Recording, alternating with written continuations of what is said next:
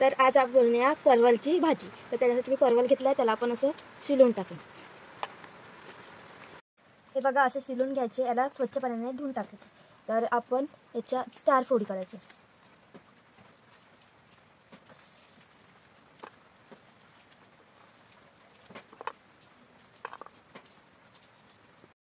परवेल आपण बारीक बारीक कापून घेतलेले आहे।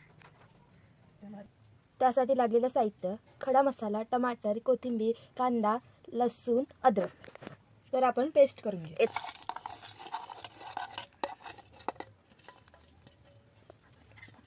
आपण याला आता वाटून घेऊ। कढईमध्ये 1 गुठलं तेल टाकलं, त्याच्यामध्ये आपण हळद टाकून घेऊ।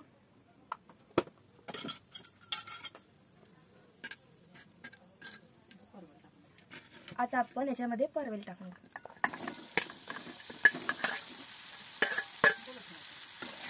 परवेलला चांगला आपण फ्राय करून घेऊ।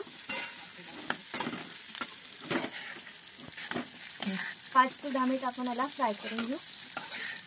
10 ते 5 मिनिट परतून झालेला आहे। तर आपण याला काढून घेऊ प्लेटमध्ये। त्याच कढईमध्ये आपण 2 गुठले तेल टाकून घेऊ।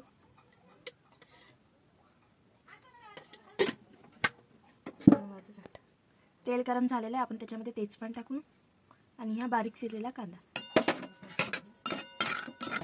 लालसर कांदा झालेला आहे, त्याच्यामध्ये आपण केलेला पेस्ट टाकू।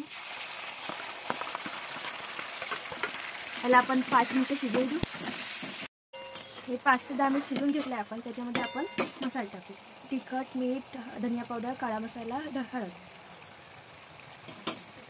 आपण याला मिक्स करून घेऊ।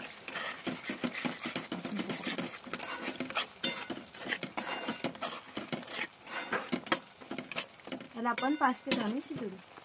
याच्यामध्ये आपण पाणी टाकून देऊ। याला आपण 5 मिनिट आता असं शिजू देऊ।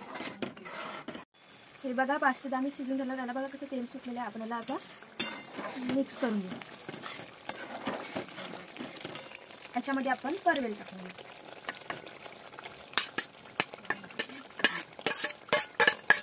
याला आपण मिक्स करून घेऊ। याला आपण 5 ते 10 मिनिट शिजवून घेऊ।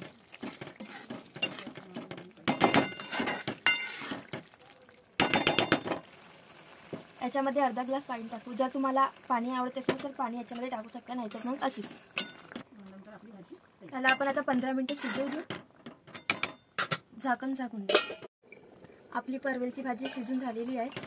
हे बघा, मस्तशी अशी। याच्यामध्ये आपण थोडीसं कोथिंबीर टाकून घेऊ आणि गॅस बंद करून घेऊ। ही आपली रेडी झाली।